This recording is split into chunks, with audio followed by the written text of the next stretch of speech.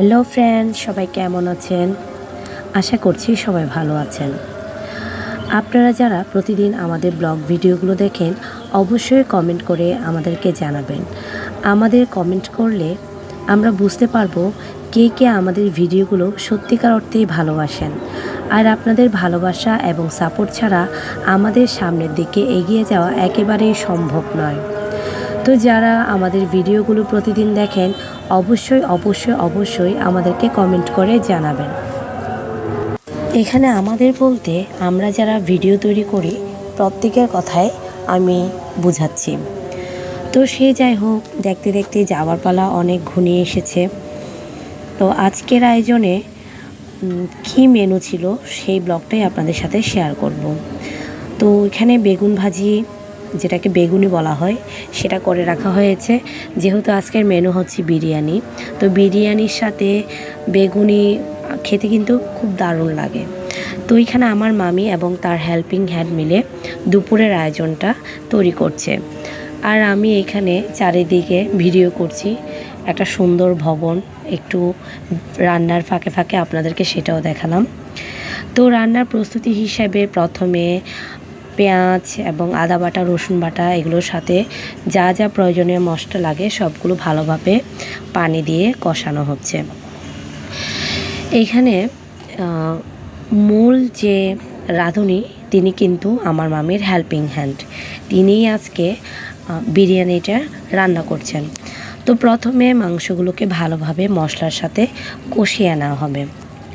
তো সে যাই হোক, রান্নাটা তো চলবে, কিন্তু সাথে সাথে গল্প তো না করলে হয় না। তো আপনারা কে কোথা থেকে আমাদের ভিডিওগুলো দেখছেন অবশ্যই কিন্তু কমেন্ট করবেন। আপনারা যদি আমাদেরকে কমেন্ট না করেন, সাপোর্ট না করেন, তাহলে কিন্তু আমাদের সামনের দিকে এগিয়ে যাওয়া খুবই কষ্টকর হয়ে যাবে। এখানে মাংসগুলোকে ভালোভাবে প্রথমে কষিয়ে নেওয়া হচ্ছে। তারপর এখানে কিন্তু শুধু চিকেন বিরিয়ানি বলতে সবজিও যোগ করা হচ্ছে, গাজর এবং আলু, যাতে রান্নার স্বাদটা আরও বেড়ে যায়। তো এই পর্যায়ে গাজর এবং আলু যোগ করা হয়েছে। এগুলো মশলা এবং মাংসের সাথে ভালোভাবে কষানো হবে। তো আজকে এই যে দুপুরের আয়োজনটা, আমরা কিন্তু দুপুরবেলা সবাই একসাথে খাবো।